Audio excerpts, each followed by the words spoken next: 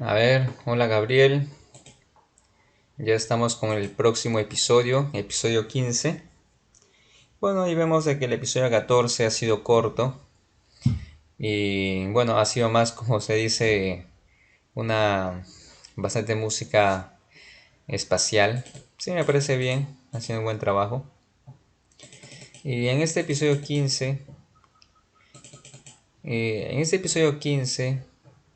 a ver, no va a ser tan elaborado tal vez como el episodio 14, otros episodios, sino se va a parecer bastante al episodio del discurso del rey Prito, ¿ya? El discurso del rey. Ese episodio creo que es el episodio antes de Daksha, ¿ya? El discurso, ese episodio que lo llamé el discurso del rey, a este más o menos se parece. Ese episodio 15. Ya, entonces para que más o menos entiendas quién era este personaje de Risabadeva. Ya, tú acabas de dar clavas de hacer la historia de Priyavrata, el rey del universo. Entonces Priyavrata tiene un hijo que se llama Agnidra.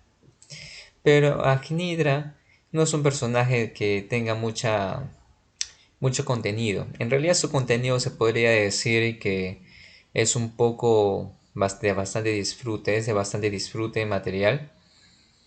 Entonces no tiene mucho sentido poder tocar esa historia de Agnidra. Por eso mejor vamos a tocar la historia del hijo de Agnidra, que se llama Navi. Y Navi, a comparación de su abuelo, que era Priyavrata, el nieto de Priyavrata se llamó Navi. O sea, su nieto.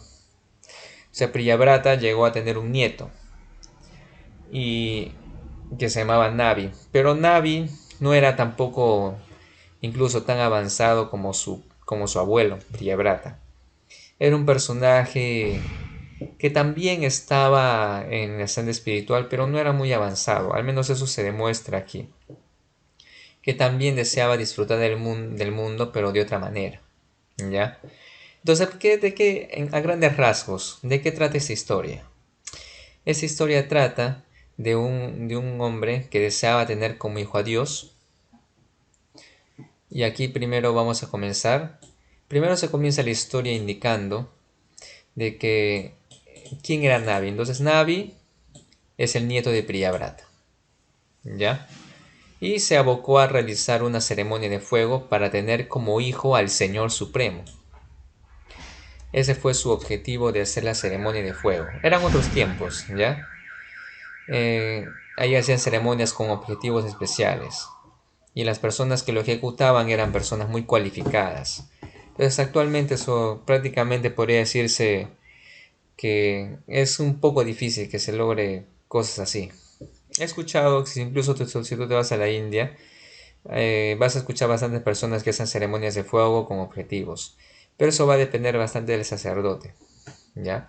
En este caso, en aquella época, cuando ellos hacían su ceremonia de fuego, a veces se presentaban deidades. Y eso sucedió aquí. Cuando el sacerdote comenzó, estaba, como si se está en medio del fuego. Aquí el fondo debe ser fuego. Acá, bueno, te lo dejo a tu criterio el primer párrafo, pero en esta primera parte, debe comenzar con fuego, porque estás en la ceremonia de fuego. En medio de la ceremonia, aquí comienza con fuego, unos 3 segunditos nomás, chiquito nomás, comienza con fuego. En medio de la ceremonia, de manera inesperada, la Suprema Personalidad de Dios se manifestó enfrente de todos. Y ni bien se manifiesta, ¡pum! Un sonido celestial. Como fondo también. ¿Ya? Y porque en esta parte se va a describir los rasgos del señor Vishnu. Ya no con tanto detalle, porque en otro episodio, como en el episodio 6 que es de Kardama Muni, ahí se explicó con detalle. Pero aquí no vamos a explicar tanto.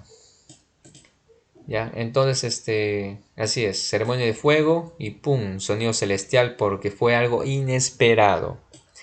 Nadie se lo imaginaba. Pensaban de que iba a ser una ceremonia así que ofrecen fuego y nada más, pero de repente se presentó Vishnu. Eso no era algo que ellos esperaban. Entonces les cayó de sorpresa a todo el mundo. Eso tienes que tener en cuenta en la música, ¿ya? Fue algo sorpresivo. Aquí, ¡pum! De repente llegó. Incluso podría ser tal vez un poquito fuerte, no lo sé. Pero yo quiero que entiendas de que fue una sorpresa la llegada de Vishnu. Nadie se lo esperaba. ¿Ya? Y después de eso, cuando se manifestó Vishnu, y acá se explican a sus características, los sacerdotes comienzan a hablar, ¿no? Ahora, ¿qué tipo de voz tendría que tener ese sacerdote? Porque este sacerdote también es un predicador, o sea, comienza a hablar. La voz del sacerdote, eh, tú has hecho una voz de sacerdote en la de Pritu. Ahí, yo me acuerdo que tú has caracterizado muy bien la voz de un sacerdote, ¿ya? Cuando el rey Pritu termina, ahí te voy a dar un link para que recuerdes, nada más o menos de cómo debería ser esta voz de sacerdote, ¿ya? Creo que nos vamos a parecer bastante a las voces del el primer episodio que hemos hecho para el rey Prito, ¿ya? Vamos a hacer las voces parecidas. Porque en esta parte del sacerdote es como que está predicando, ¿ya? Está elogiando a Dios, pero a la vez comienza a decir la naturaleza del mundo. Entonces aquí tiene que ser voz, bueno, que está elogiando a Dios, pero que a la vez está reflexionando. Es más o menos esa voz del sacerdote. Y de alguna manera también le pide perdón al Señor Supremo, porque él era consciente de que el deseo del rey Navi no era puro, porque aunque él deseaba tener como hijo a Dios, su objetivo era más material, porque tal vez tenemos algunas referencias de que algunas entidades vivientes querían que Dios se manifieste en su familia para que su dinastía se vuelva eternamente famosa. ¿Ya? Porque cuando se dice mi tío era Dios, imagínate, mi tío era Dios o mi hijo es Dios, entonces eso es algo sorprendente. Tu dinastía sería de fama eterna.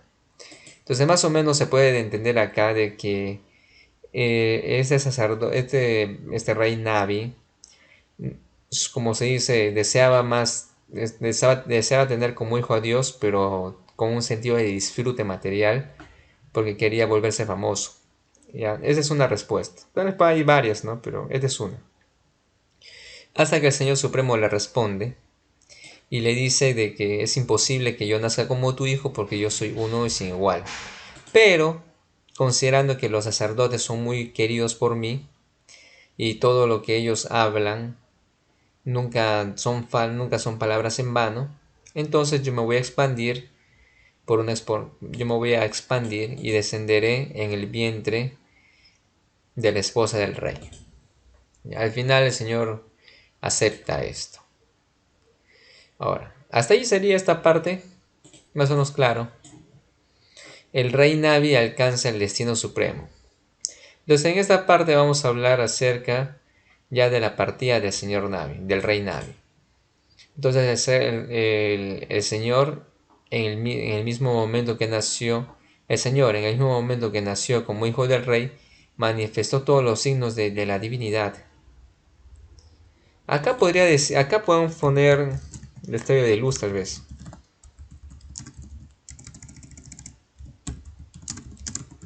¿Por qué? Porque estamos hablando de la divinidad, porque en realidad era como Dios naciendo como hijo. ¿Ya? Entonces el Señor, en el momento que nació como hijo del rey, manifestó todos los signos de la divinidad, de luz, poder, luz, belleza, nombre, fama, influencia y entusiasmo. Cuando el rey vio todas esas cualidades, pensó que su hijo era el mejor de los seres humanos o el ser supremo. Y por eso le dio el nombre de Rizaba, el ser viviente supremo. ¿Ya? Se puede decir que acá esta parte es un poco que explica el nacimiento, ¿ya? Esta parte es el nacimiento. El nacimiento. Ahora, ¿qué tipo de música tal vez podría ser? No sé, tal vez un poquito Nada, y para ser sincero, no tengo tanto criterio para la música, ¿ya? Pero te estoy diciendo de que habla acerca de las características del Señor cuando nació, como hijo de reina. Y aquí tenemos música, y después de eso, el rey influenciado por la ilusión trascendental, y esto ya es el comportamiento del rey, ¿no? El rey influenciado por la ilusión trascendental consideró a la suprema personalidad de Dios como su propio hijo y lo criaba con gran cariño, júbilo y devoción. Esto se puede incluir con el primer párrafo. Se podría incluir, pero tal vez se podría separar y tal vez poner otra música. ¿Por qué? Porque en esta parte es el nacimiento donde nace el Señor. Y en esta parte el rey más bien ya no sabe, no cree que es Dios. O sea, le está dudando, no creo. Porque el rey está en ilusión, pero es una ilusión espiritual que Dios pone a los devotos para que el devoto pueda tener una relación con Dios. Bueno, eso ya es un concepto más filosófico. Pero yo quiero que entiendas aquí de que aunque Dios había nacido como su hijo, el rey estaba influenciado por una ilusión y no podía darse cuenta de eso. ¿Ya?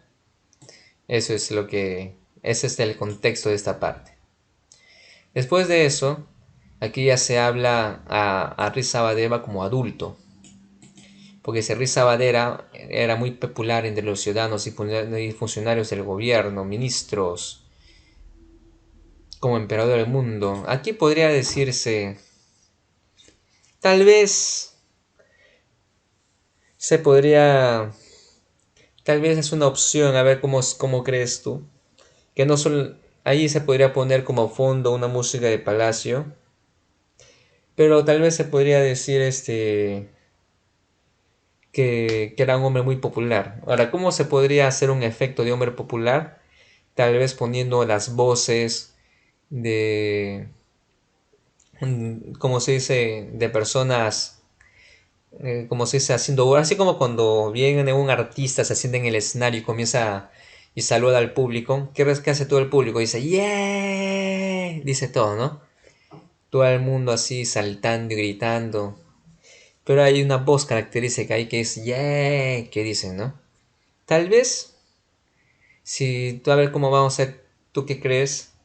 Se podría poner tal vez ahí un fondo, porque acá dice que todo el mundo estaba de acuerdo. Y se menciona varias veces, ¿ah? Los ciudadanos, se menciona el emperador del mundo, que protege a la población siguiendo el sistema religioso.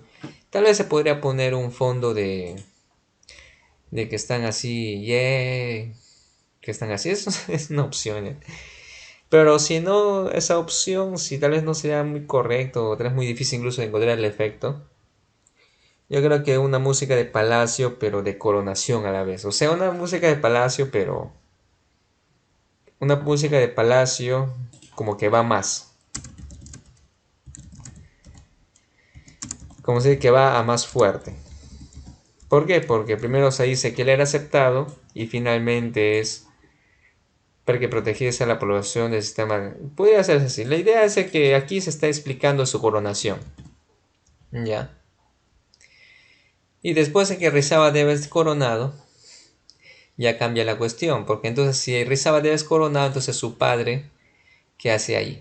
Tiene que, en aquella época no es que el padre, el rey que dejaba el trono se quedaba en su palacio ahí para dar consejos a su hijo después, no, sino que el rey se retiraba del reino, o sea, del palacio.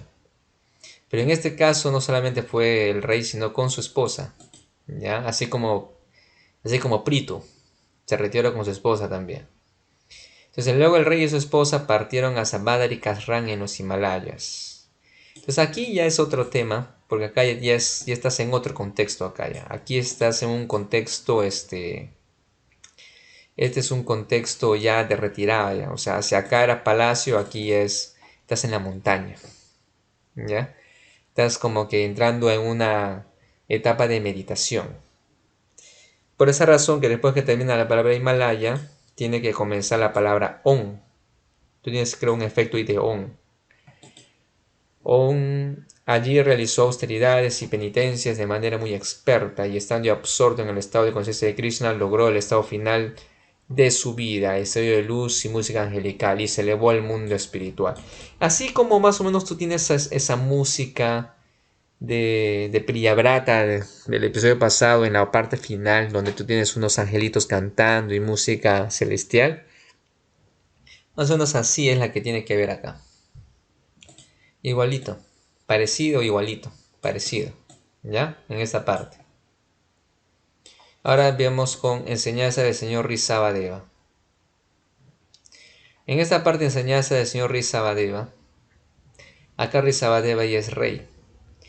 Pero se explica aquí de que Risabhadeva, él en realidad el objetivo de haber nacido, que Dios venga a este mundo, no se está matando tanto. A veces se ve que está matando demonios, pero en este caso el señor Risabhadeva quería enseñar a todas las personas de cómo debían regir sus vidas. ¿Ya? Tenían que seguir un sistema. Entonces el señor Risabhadeva, para dar el ejemplo de los deberes de un jefe de familia, primero aceptó los votos de un monje. Luego estudió bajo la guía de maestros. Y después se casó y tuvo hijos. En este primer párrafo, lo que habla es de la vida familiar. O sea, cómo fue en las etapas por la cual él estuvo pasando. Primero estudió bajo la guía de maestros, observando celibato, estudió bajo la guía de maestros, luego se casó y engendró 100 hijos. Aquí se está narrando solamente de cómo era su vida, las etapas de su vida, ¿ya? Después, gobernó por muchos años y decidió renunciar a la vida familiar. Pero antes de hacerlo, instruyó a sus hijos de cómo debían regir sus vidas desde el plano trascendental y dijo: esta parte, aunque esta parte se habla de las fases de la vida de Risabhadeva, en esta parte se menciona, aquí ya comienza un discurso. Todo este que yo estoy seleccionando es un discurso, porque está instruyendo a sus hijos de cómo ellos debían actuar, pero desde la perspectiva de la renuncia. O sea que deben trabajar todo lo que quieran, pero no deben no deben dedicar sus vidas simplemente a trabajar y a complacer los sentidos.